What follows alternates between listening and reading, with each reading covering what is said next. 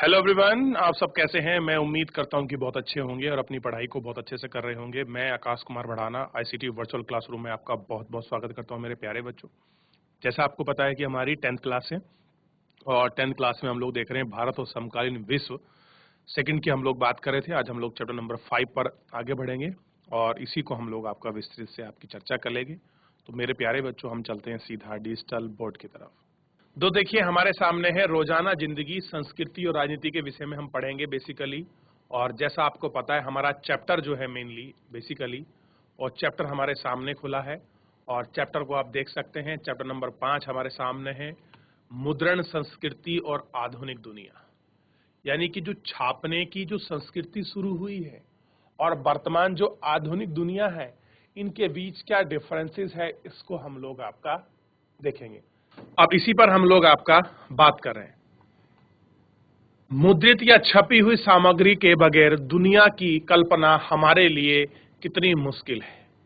कह रहे, जो मुद्रित छपी हुई सामग्री है, अगर इसके बिना हम देखें तो आज हमें कैसे दिखाई देगा, एक जीवन बड़ा मुश्किल दौर में दिखाई देगा। हमने चारों तरफ जहां नजर दौड़ाई है, हमने कोई ना कोई छपी हुई चीज दिखाई देगी। किताबें, पत्रिकाएं, अखबार, मैसूर आपकी तस्वीरें, नकलें, मेज पर पड़े नाटक, प्रोग्राम, सरकारी सूचनाएं, कैलेंडर, डायरी, सड़क के किनारे विज्ञापन, सिनेमा पोस्टर आदि। हम छपा हुआ साहित्य पढ़ते हैं, पेंटिंग देखते हैं, अखबार पढ़ते हैं और सार्वजनिक दुनिया में चल रहे विवादों का जायजा लेते हैं।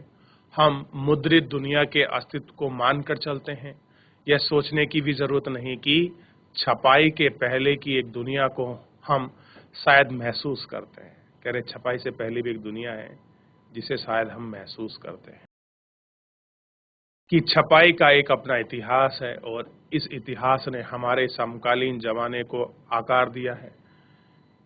यह इतिहास क्या है? समाज में मुद्रित सामग्री कब से चलनी शुरू हुई? आधुनिक दुनिया को बनाने की इसकी क्या भूमिका है? और कह रहे हैं कि जो आधुनिक दुनिया है, इसको बनाने की क्या है, कैसे बनी है आधुनिक दुनिया। अगर आप इसको देखें, एक बार छोटा सा इमेज आपको दिया है, इसको देखिए, फिर मैं आगे बढ़ूंगा। अब इसमें बेसिकली ये बताया है कि जो आपकी प्रिंटिंग है, प्रिंटिंग का हमारी लाइफ में क्या योगदान है, और प्रिंटिंग है तो हम उसको कैसे देख सकते हैं, क्या जीवन महत्व रखती है, इस प्रिंटिंग का बेसिकली हमको ये आपको देखना है।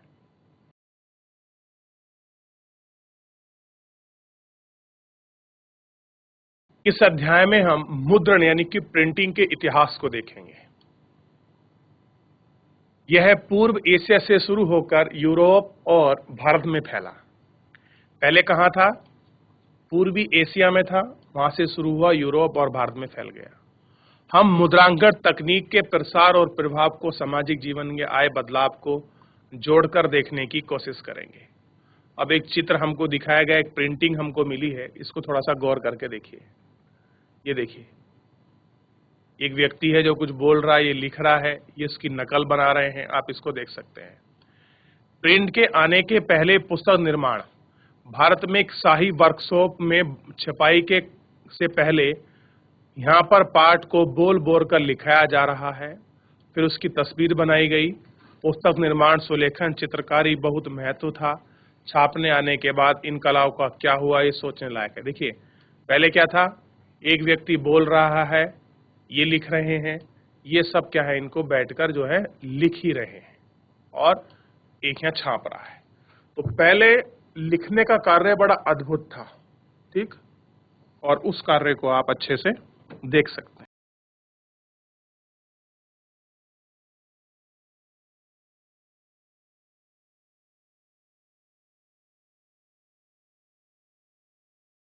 शुरुआत की छपी हुई किताबें, जो शुरुआत है, उस शुरुआत में जो आपके छपी गई किताबें थीं, वो क्या थीं, कैसे थीं, इनके विषय में हम थोड़ा सा गौर करके पढ़ेंगे। मुद्रण की सबसे पहली तकनीक चीन और जापान, कोरिया में विकसित हुई। कहाँ पर? किताब को अगर सबसे पहले आप प्रिंटिंग का दौर पढ़े तो चीन, जापान और कोरिया में हुई। यह छपाई हाथ से होती थी। करीबन 594 से चीन में ही स्याही लगे कांट के ब्लॉक और तख्तों पर कागज के रगड़ने से किताबें छापी जाती थी। यानी कि एक अलग पैटर्न था आपका चाइना और जापान और कोरिया में किताबों को प्रिंटिंग के लिए। चूंकि पतले छतित कागज को दोनों तरफ छपाई संभव नहीं थी, इसलिए पारंपरिक चीनी किताब एडियाटिक शैली में किनारों को मोड़ के बाद में सिलाई कर कर बनाई जाती थी। किताबों का सुलेखन खुशबूसान बासी करने वाले लोग में सुलेखा और खुशक्त होते थे, जो हाथ से सुंदर सैंडल अक्षरों का सही सही कलात्मक दिखाई देती थी। क्या थे? बड़े बड़े सुंदर और सही तरीके की जो आपकी चीजें हैं, ये सब इसमें क्या थी? आपका बहुत आम रूप में आपका जो था दिखाई देती थी।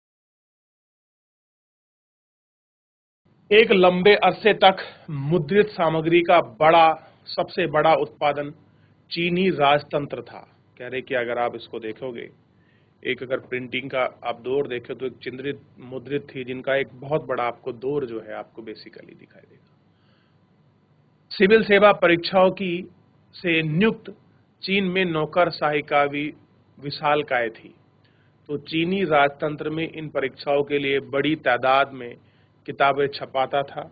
16वीं शताब्दी में परीक्षा देने वालों की तादाद बढ़ी, लिहाजा छपी किताबों का मात्र उसी अनुपात में बढ़ गया। यानी कि जिस अनुपात में किताब छपी थी, उन्हीं रेशों में ये सारी चीजें क्या हो गई? आपका बढ़ गई हैं। 17वीं शताब्दी तक आते आते चीन में शहरी संस्कृति को फलने फूलने से छपाई के इस्तेमाल में विविधता आ गई। अब कह रहे हैं कि इस तरह से जो हुई आपकी विविधता जो है कहां पर आ गई? इसमें अब मुद्रित सामग्री के उपभोक्ता सिर्फ विद्वान और अधिकारी नहीं रहे थे। व्यापारी अपने रोजमर्रा के कारोबार की जानकारी लेने के लिए मुद्रित सामग्री का इस्तेमाल करने लगे थे। पढ़ना एक सागल बन गया था। नए पाठक वर्ग को काल्पनिक किस्से, कविताएं, आत्मकथाएं, शास्त्रीय साहित्य कृतियों के संलग्न और रोमानी नाटक पसंद थे। अमीर महिलाओं ने पढ़ना शुरू किया और कुछ ने स्वरचित काव्य और नाटक भी छापे। पढ़ने की यह नई संस्कृति एक नई तकनीकी के साथ आई। 19वीं सदी के अंत में पश्चिमी शक्ति द्वारा अपनी चौकियां स्थापित करने के साथ साथ ही पश्चिमी मुद्रांकन तकनीकी मशीन प्रेस का आयात हुआ। पश्चिमी शैली के स्कूलों में जरूरत को पूरा करने के लिए संघाई प्रिंट संस्कृति का नया केंद्र बन गया। हाथ की छपाई की जगह अब धीरे धीरे मशीन और यांत्रिकों ने ले लिया।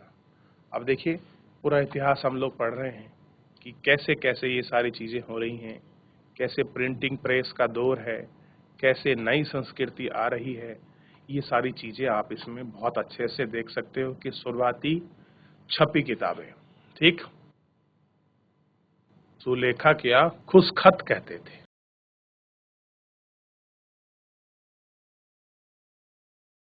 चलिए, कुछ पूछना है आप इसमें से एक बार पूछ लीजिए। कुछ देखना है, कुछ समझना है, मुझसे पूछिए, फिर उसके बाद हम आगे बढ़ेंगे। देख ले मेरे प्यारे बच्चों एक बार।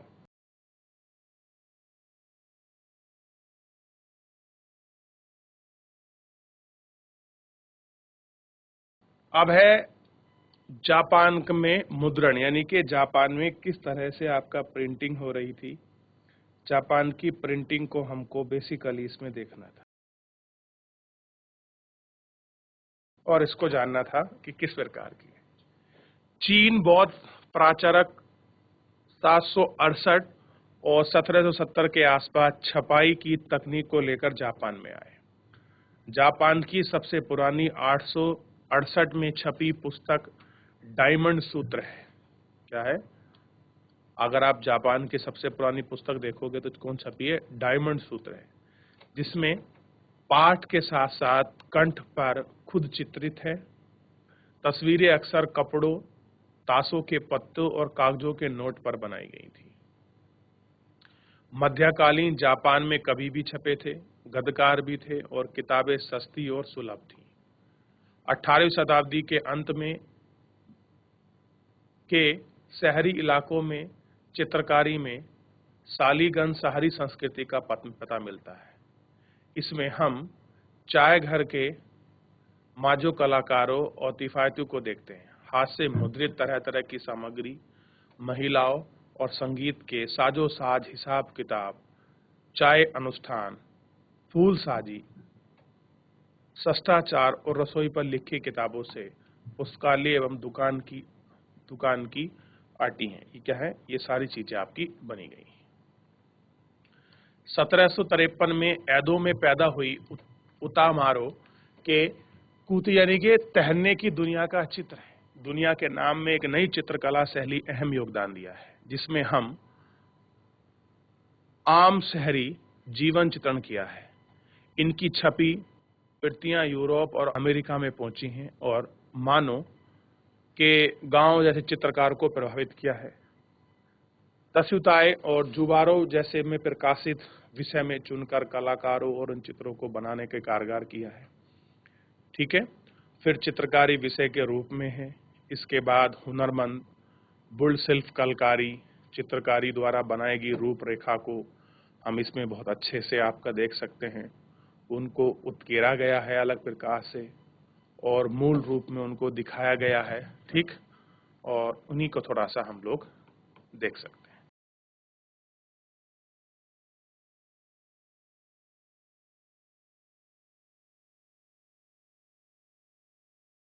किस तरह की प्रिंटिंग है आप इसको गौर करके देखते हैं। सुबह का नज़ारा, रचेता आप इसमें बहुत अच्छे से देख लीजिए। ठीक है, देख लिया गौर करके आप लोगों ने।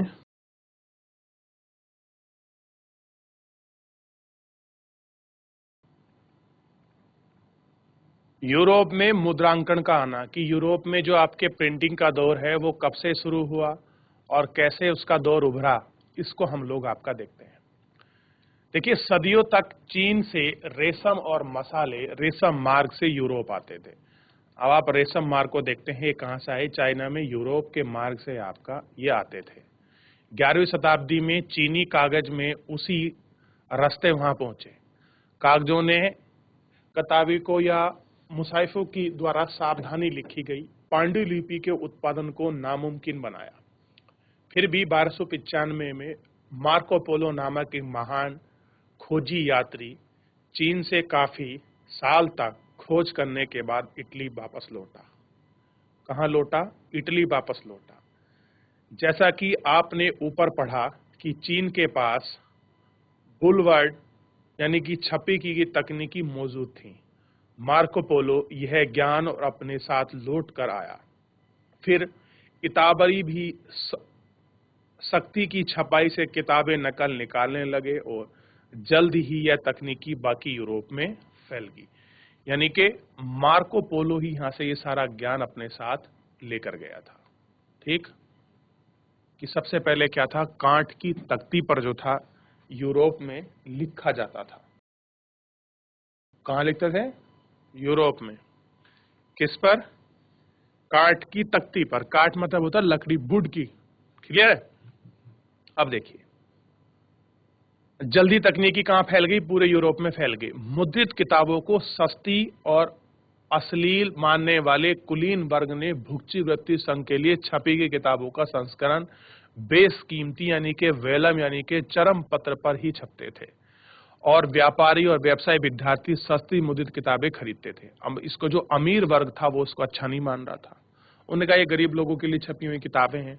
तो कौन यूज करता था? जो आपका ट्रेडर थे और जो स्टूडेंट थे वो उसको यूज करते थे। ठीक है, और आप इसको देख भी सकते हैं कि कैसी स्थिति में था। थोड़ा इसको देख लीजिए। ये इस तरह की कुछ छपी हुई किताबें थी। एक शब्द आया वेलम, चरम पत्र या जानवरों के चपड़ों से, जानवरों के आपके चमड़े पर बनी गई चीजों को हम वेलम कहते थे। किताबों की मांग बढ़ने के साथ साथ यूरोप भर में क्या कह रहे हैं कि जिस तरह से मांग बढ़ रही थी,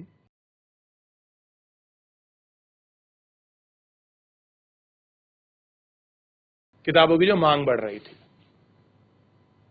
साथ ही साथ यूरोप भर में पुस्तक विक्रेता विभिन्न देशों में निर्यात करने लगे थे। अलग अलग जगहों पर पुस्तक मेले लगने लगे थे। बढ़ती मांग की आपूर्ति के लिए हस्तलिखी या पांडुलिपि के उत्पादन में विभिन्न नए तरीके सोचे गए थे। अब सिर्फ लोग के यहाँ सुलेख और काबिलियत नहीं पा रहे थे, बल्कि पुस्तक विक्रेता अब उन्हें रोजगार देने लगे थे, जो आमतौर पर एक विक्रेता के लिए करीबन 50 चीजें यहाँ आपका लिखित थी। 50 तरह की चीजें जो थी आपकी हो रही थी। तो इन सारी चीजों को हमको देखना है कि किस तरह से ये आपका जो प्रिंटिंग प्रेस थी बहुत थी। लेकिन किताबों की अवधि आबाद बढ़ती मांग अलिखित पांडुलिपि से पूरा नहीं होने लगी थी।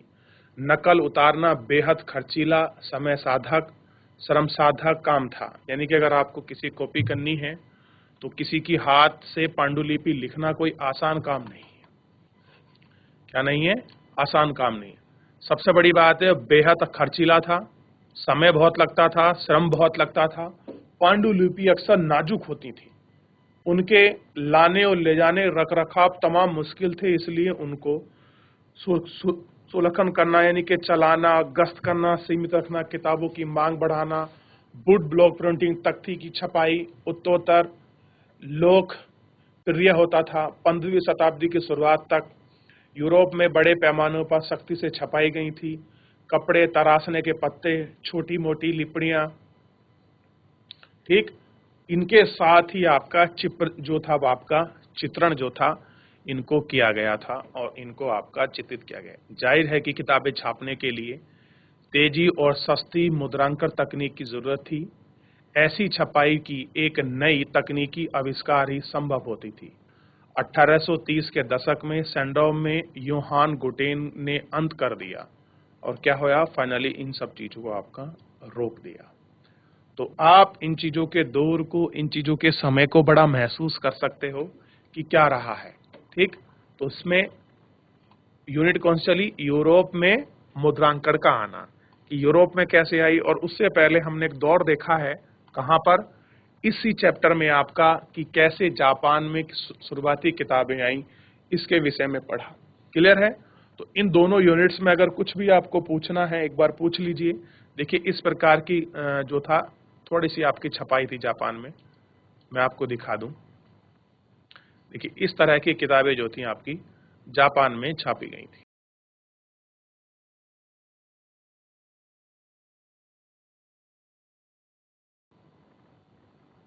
चलिए, अब देखिए, इस तरह का कुछ था आपका 13वीं शताब्दी में, जो हाँ एक विशेष चीज जो थी आपको लाइब्रेरी जैसे आपको दिखाई देगा।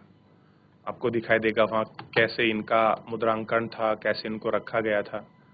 अब आप एक इमेज को देख सकते हैं, किस तरह से महिला उसके लिए काम के शुरुआत में 16वीं शताब्दी के अंत तक सुबह का नज़ारा आप थोड़ा इसमें देख सकते हैं।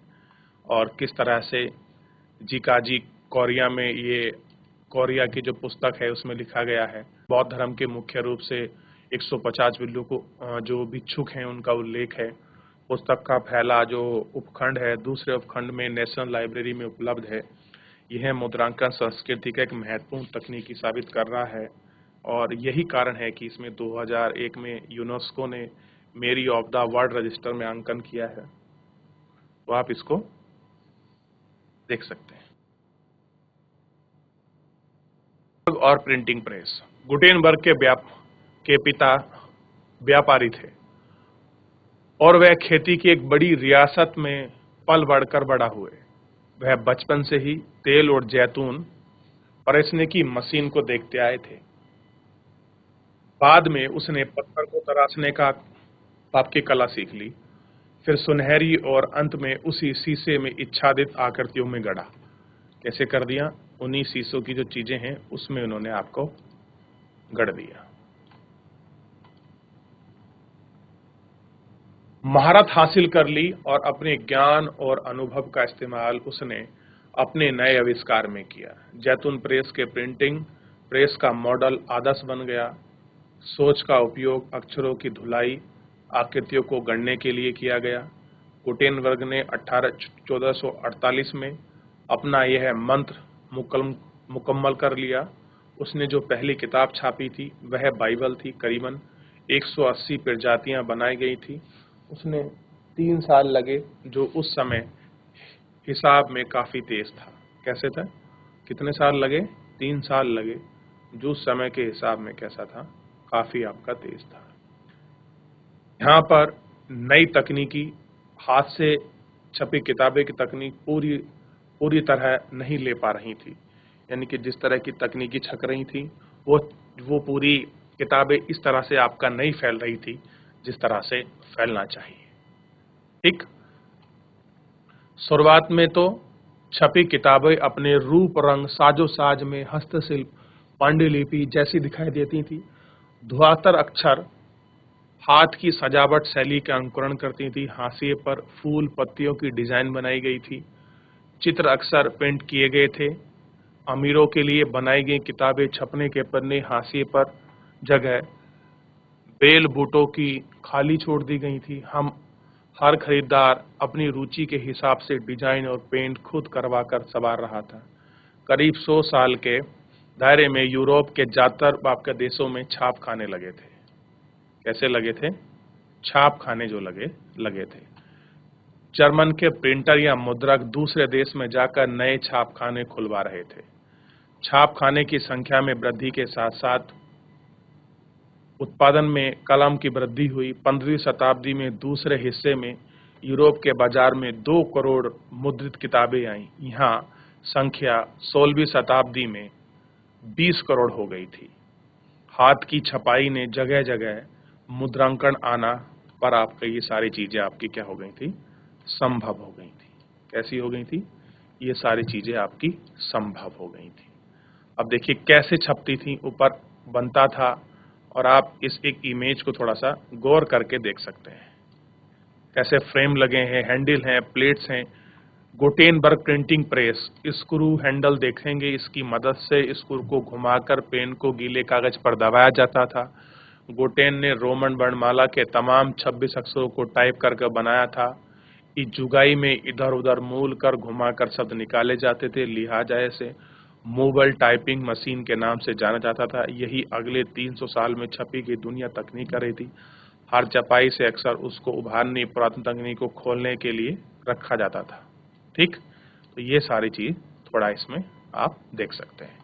ये पूरी तकनीकी जो है इसमें पूरी आपको चित्रित करके जो है दिखाई गई है। थोड़ा इसको देख लीजिए, थोड़ा इसको गौर कर लीजिए, फिर इसमें हम आगे बढ़ेंगे। और साथ में कुछ पूछना हो इतने में आप थोड़ा सा मुझसे पूछ भी सकते हैं मेरे प्यारे बच्चों।